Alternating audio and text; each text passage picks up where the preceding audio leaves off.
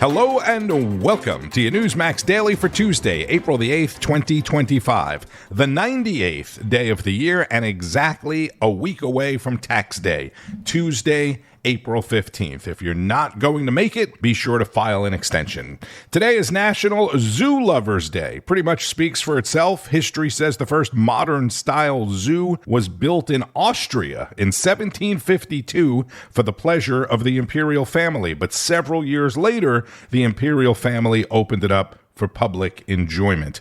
The first zoo in the United States opened in 1874. Can you guess where? Philadelphia, Pennsylvania. And congratulations to the Florida Gators and Gator Nation winning the NCAA Men's College Basketball Championship last night, 65-63 over Houston. 1 second, and it's over! Florida is back on top of the college basketball world! Championship madness! It's a great day to be a Gator! The great Iron Eagle of CBS Sports on the call. Florida won back-to-back championships back in 2006 and 2007. And congratulations to Houston as well for a terrific season. Yesterday, President Trump celebrated the LA Dodgers World Series win at the White House. The event was carried on Newsmax. We're going to go down. We're going to do something we don't do generally. We're going to run them down really fast. Have a game today? Do you have a game today or tonight? We're going to run them down to the Oval Office. I will give you more on that a little bit later in case you missed it. It was a lot of fun. Trump was in rare form, and I guess the Florida Gators will soon be getting an invite to the White House next. The stock markets, by the way, surging higher this morning after tariff news from the EU, Vietnam, Israel, and many other countries offering to reduce or even drop tariffs now. Wait a minute. How can that be? But first, in his meeting with the Israeli Prime Minister Monday, President Trump made a very important announcement outside of tariffs. We're having direct talks with Iran, and they've started. It'll go on Saturday. We have a very big meeting, and we'll see what can happen. And I think everybody agrees that doing a deal would be preferable to doing the obvious. Direct talks with Iran. Talk about historic. And it's going to be different than when they worked out that totally advantageous to Iran joint nuclear agreement. Remember that? So these guys will be sitting down with American diplomats. Unclear exactly where. It's going to happen on Saturday. He says at a very, very, very high level. I think if the talks aren't successful with Iran, I think Iran is going to be in great danger. And I hate to say it, great danger, because they can't have a nuclear weapon. So is that a yes? You know, it's not a complicated formula. Iran cannot have a nuclear weapon. That's all there is. Just so clear cut, forthright. And he means it. Special. Okay, back to the tariffs. Are you nervous? I'm not. Basically, I'm not an economist. It's because I have faith in this man. And everybody has always been wrong about him. And the dominant media have been wrong about just about every issue for the past 10 years, at least, actually 20, 25, you name it, they've been wrong. And he's very confident. It's an honor to do it because we have been just destroyed. What they've done to our system. You know, we have $36 trillion of debt for a reason. And the reason is that people allowed it to get that way. So we'll be talking to China. We'll be talking to a lot of different countries. And I think, if we can make a really fair deal and a good deal for the United States, not a good deal for others. This is America first. It's now America first. And we didn't put America first. We put America last. The people that were in the Oval Office put America last, and we're not going to stand for it. Yeah, they didn't. It's so obvious. It's so apparent. We needed a non-politician to pull this off. Somebody who truly cared about the country and not their own personal power, prestige, perks, and money. And he is right. He is the only guy who would have done it. And in the end, I think we're going to have a world that does a lot better, but they have to respect the United States. And nobody but me would do this. Nobody but me would do this. It would be nice to serve a nice, easy term. But we have an opportunity to change the fabric of our country. We have an opportunity to reset the table on trade. All right. So, Wall Street is flipping out. Not everybody. A lot of people are buying. This is an opportunity. But the establishment, right? The greedy guys, the guys who profit no matter what. Mitt Romney back in the day. There are still guys just like him on Wall Street. They see an opportunity. They're just not thinking about the middle of the country, as far as I can tell. And President Trump has studied this for years. Exactly what he's doing now, it's like next level stuff. You can look at something, you can glance at something, but this guy has been inhaling this issue pretty much all of his life.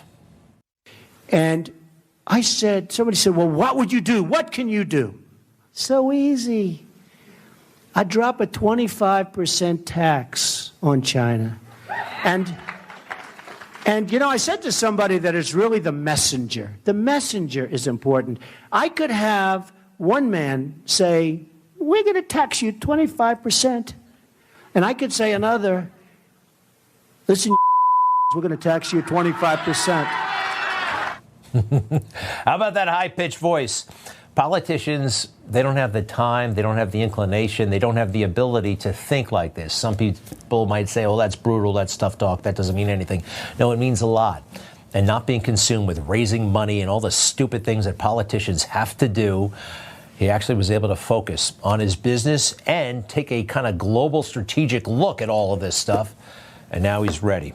Greg Kelly, host of Greg Kelly Reports, 9 p.m. Eastern on Newsmax. Catch it tonight. That clip of President Trump talking about taxing China was at an economic event back in 2012. And you've seen and heard all of the cuts from years ago when Trump was on Oprah, Larry King, even Howard Stern talking about tariffs. This is Ursula von der Leyen, the head of the European Union, yesterday.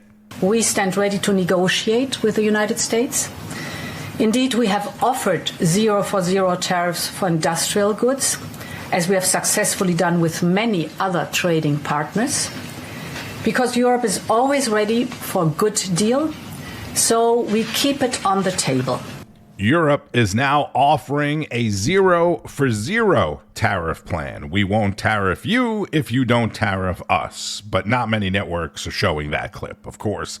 And Vietnam said it will buy more American goods and has asked for a 45-day delay of the U.S. tariffs. Last year, Vietnam had a trade surplus of more than $123 billion with the United States. We are their largest export market, as we are for so many other countries that export stuff to us. We get more from Rob Schmidt tonight with special guest Steve Forbes and economist Stephen Moore, co-founder of the Club for Growth and former presidential campaign advisor. We've got Steve Forbes here, brilliant economist on the set with us to talk about exactly what happened today. As you see it, everybody thought it was going to be really bad. The Asian markets really got crushed. Somehow the United States didn't fare too bad. Why is that? What happened was, became clear the administration was willing to negotiate on these things. And so therefore they weren't fixed in stone. And so he'd already authorized during the day Treasury Secretary Besson and the trade representative to start talking to negotiators with Japan.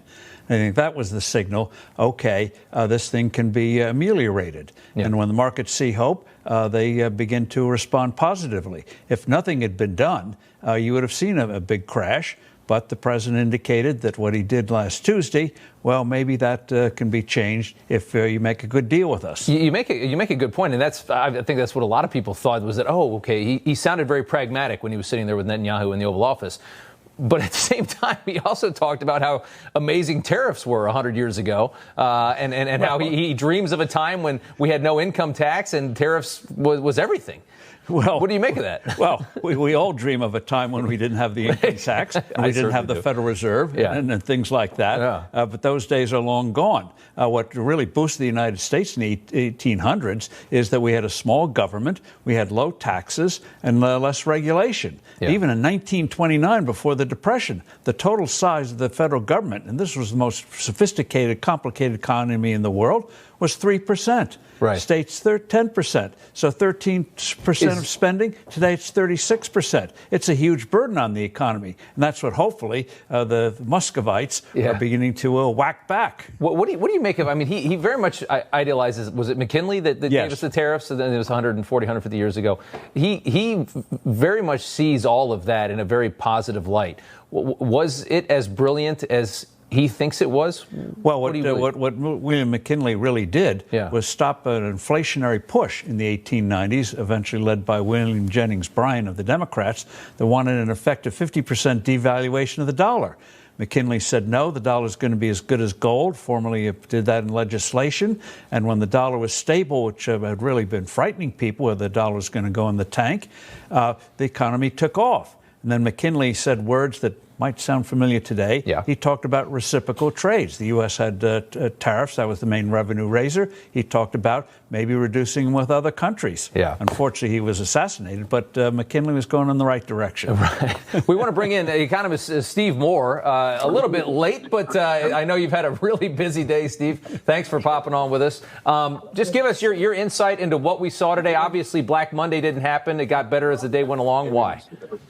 Yeah, I think what happened was that in the morning, we were down about 1,000 points. And then Trump made this declaration that any revenues raised from the tariffs would be used to offset other Steve Forbes type of tax cuts, like lower tax rates on income and maybe payroll tax cuts. And that, I think, had a very positive effect on the market. I'm hearing from my source in the White House that there's something like 75 nations now that have been getting on that phone with Trump, making the phone call, saying they want to make a deal. That's, I think, what we'd all love to see. Let's get this over with. I hate bear markets. I hate this idea that it's Wall Street versus Main Street. We all benefit from a strong market. And so I think in the end of the day, this could work out in a way that leads to freer and fairer trade, which is, I know, what we'd all like to see. And Steve Moore, just staying with you for 1 second, do you believe that, that Trump could get the leverage, make these better deals happen, and in a week or so, we could be in a very positive place and feeling very good? Is that what you think is going to happen? I'm praying that that's happening, because I don't want to. Look, I hate bear markets. People lose a lot of money. But let me put it like this. I would never bet against Donald J. Trump. He's an incredible negotiator. I think he's playing the hand right now. I think, I want to have, I like the reciprocal tariffs. I don't like some of these, tariffs on autos and things like that. I don't think they really work too well. But if we can force other countries to lower their tariffs, then I think we get more international trade, and that's a good thing for everybody. Economist Stephen Moore, and that is exactly what's happening so far, right? Other countries are already lowering their tariffs to avoid our tariffs, except for China, which, of course, exports everything to the United States. Trump doubling down yesterday. We'll be talking to China. We'll be talking to a lot of different countries. And I think, if we can make a really fair deal and a good deal for the United States, not a good deal for others. This is America first. It's now America first. The other big news is the Supreme Court ruling that the Trump administration could continue to deport Venezuelan migrants based on a Wartime Powers Act, at least for now, overturning the lower court's ruling that had temporarily stopped the deportations. Judge Boasberg. And Chief Justice John Roberts also issued a temporary administrative stay, putting off the midnight deadline for the government to return the Maryland man who had mistakenly been transported to El Salvador. So we go to Judge Napolitano on Wake Up America this morning to break it all down. Senior judicial analyst Judge Andrew Napolitano. So the illegal immigrants who are detained are entitled to a notice of an opportunity to challenge their removal. Basically, they need to have a hearing because before they are deported. So the victories for the administration are the case is no longer before Judge Boasberg. It is moved to a federal district court judge in Texas. Why Texas? Because Texas is the place where the migrants are housed after they are rounded up and before they are transported out of the United States. The setback for the administration is that each one of these migrants is entitled to a hearing at which the government must prove that they are here illegally, that they are from an enemy country, and that they have a propensity to do harm, and at which, of course, they can challenge the hearing. Right. Had this fellow that's improperly in El Salvador had a hearing, the court would have prevented him from being deported. He, of course, that's the other case now. That's the case where he was ordered to be returned by 11:59 last night. The Chief Justice alone blocked that order. That block is only valid for 48 hours, during which he must count the heads of the other members of the court. I would imagine he took a head count ahead of time before he signed that order. Yeah. So the victory for the administration is they can use this statute. The setback for the administration is each individual they want to deport is entitled to a hearing. There we go, as you've been saying from day one. It's pretty consistent. Thank you, Mark. Thank you, Mark. I'll take the victory lap for you. There, on your map. All right, so now about this ruling, though, it was 5-4. So you had all three liberal justices, of course, side with the illegal immigrants. Yes. But you saw Trump-appointed Justice Amy Coney Barrett my Notre Dame partially dissent. My fellow Notre Dame law school alumnus. Yes, she dissented. This is an emergency proceeding, so there is not a full-blown opinion. The dissent, there's a dissent, but there's no opinion from which the dissent dissents, if you will. But the dissent basically says, we're not at war with Venezuela, they're not enemies, the president can't choose an enemy under the Constitution, only the Congress can. That's what the three liberals and Justice Barrett agreed to. But again, this is not a final decision. This is just a decision in the emergency, immediate need context. Even Judge Boasberg didn't issue a final decision. We don't know what federal judge in Texas it's going to go to. That'll start the clock all over again. Newsmax senior judicial analyst Judge Napolitano. The bad news for the Trump administration and the DOJ, though, is that now the thousands and thousands of people they wanted to deport will each have to have their own hearing. which is obviously going to drastically slow things down, at least for now. All right, country music star and great American patriot John Rich was on Finnerty last night. I have to give you some of this. The ACLU, Move On, Planned Parenthood, all working together to organize what may have been one of the lamest mass protests we've ever seen. Thousands of people. Joining us now for more, country music star John Rich. John, good to see you. You too. You nailed it. Lame. It was totally lame. Have you ever seen a mass protest? Again, these happen in all 50 states. Have less impact? Well, no, but on top of that, I guess it's only important enough to them to protest on a Saturday. Okay, can't do it on Sunday, definitely can't do it on Monday, which is kind of befuddling to me because we know half of them don't work anyway, so why aren't they doing it 7 days a week? I mean, it is the most ridiculous thing I've ever seen. You and I have had these conversations before. Every time they go to these extents, they just lose voters. I mean, they literally are losing more and more voters every single time they pull a stunt like this. All right, this is the city of Boston. One of these protesters was asked some really hard questions on Saturday. To me, kind of seems like this guy was out there not because he cared so much about the cause. Take a look. So what makes Trump a fascist? He just does everything he wants and, not following laws or, he's a convicted felon, that's all I know. But your sign says he's a fascist, and I'm just curious what makes him a fascist. Who gave you that? The people that gave me the sign. It's a free sign. Oh, someone gave you the sign, and then they gave you the handout. So are you reading it now to try to answer the question?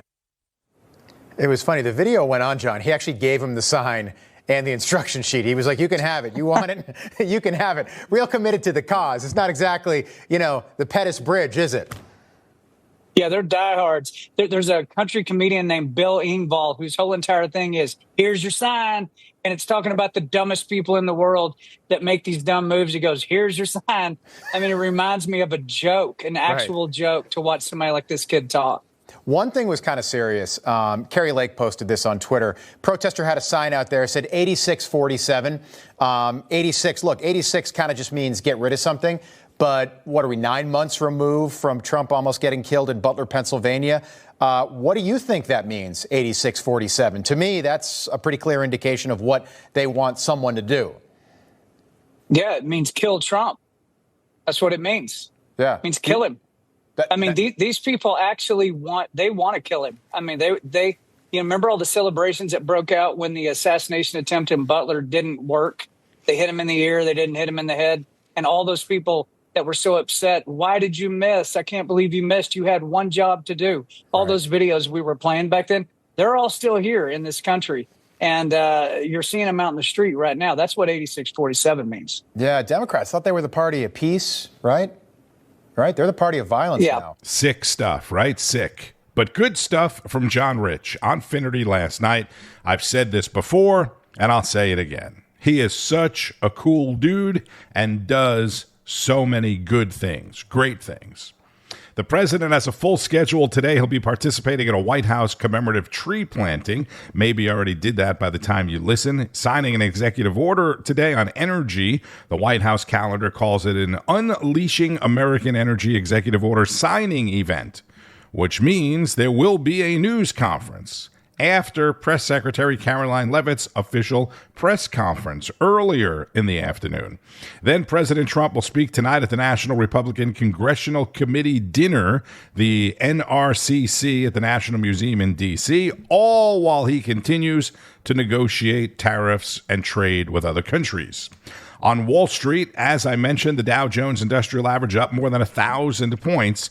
A week from now, when it is hopefully higher than it was last week, and the S&P as well, they'll start saying what they said during Trump's first term. Well, not everyone is in the stock market. Not everyone has a 401k, as I mentioned yesterday.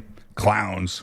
House Speaker Mike Johnson and Florida Republican Anna Paulina Luna say they have made a deal to end the fight over proxy voting for new parents. something Representative Luna is very passionate about, walked out last week. This will reopen the House floor after nearly a week of infighting. And according to DHS Secretary Noem, who is absolutely killing it, some employees in the department were notified last night to consider voluntarily resigning, retiring, or taking a buyout of as much as $25,000 under a new voluntary workforce transition program to help cut staff in the department. And let's wrap it up with some fun from the White House yesterday. As I mentioned, President Trump honoring the World Series champion LA Dodgers. It's a good-looking group. I see some people oftentimes, like politicians behind me, it's not so pretty. That is a very good-looking group of people. And I'm thrilled to welcome to the White House very special people, actually, very talented people, the 2024 World Series champion, the Los Angeles Dodgers.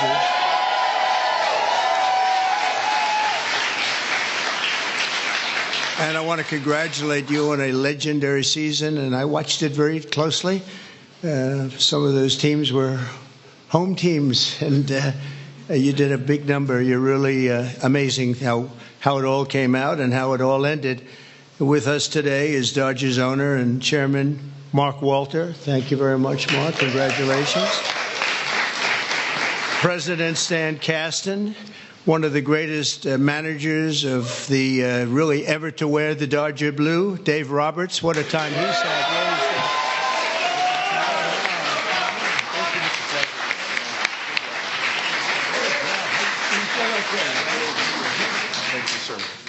That's great. What a job. I think he would have lasted even with George Steinbrenner, right? I love George. He was very quick. He would, you lose 2 games and you were fired, right? Great job, Dave. Also want to recognize Secretary of Agriculture. We have some great people, Brooke Rollins, who, you know, when I came to office, they said the eggs are gone through the roof. Eggs. I said, what the hell are they talking about? I was there for 4 days and they were blaming me for eggs, and they've gone up like 6 times or something, some record number. You couldn't get them. And I gave it to Brooke, and I just saw the other day they're down 73%. Right? That's pretty good. And the press doesn't mention that. Nobody talks about it, so but I know. Secretary of Labor, Lori Chavez DeRimmer. Thank you. Congratulations. The Chief of Staff, Susie Wiles, who's a big Dodger fan, by the way. Susie, thank you. The president went on to introduce several other members of the administration that were there, as well as some members of Congress. And others. We have a couple of senators here. I just don't particularly like them, so I won't introduce. Over the course of this amazing season, the members of this team...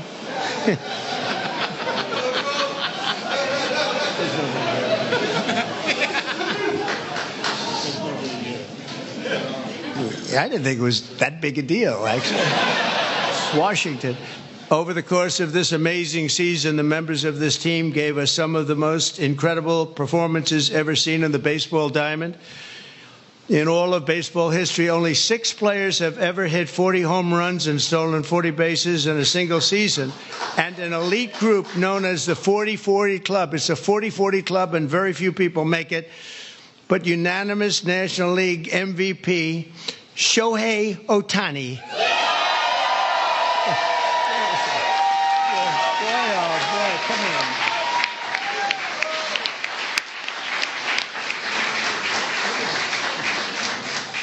Looks like a movie star. He's got a good future, I'm telling you. Good looking.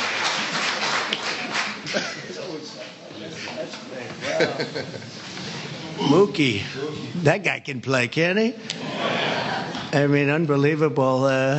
You really, Mookie is, I've been watching it. I don't want to say I watched him when he was on Boston, but I did. I didn't think that was a particularly good trade when they made it, and I happened to be right.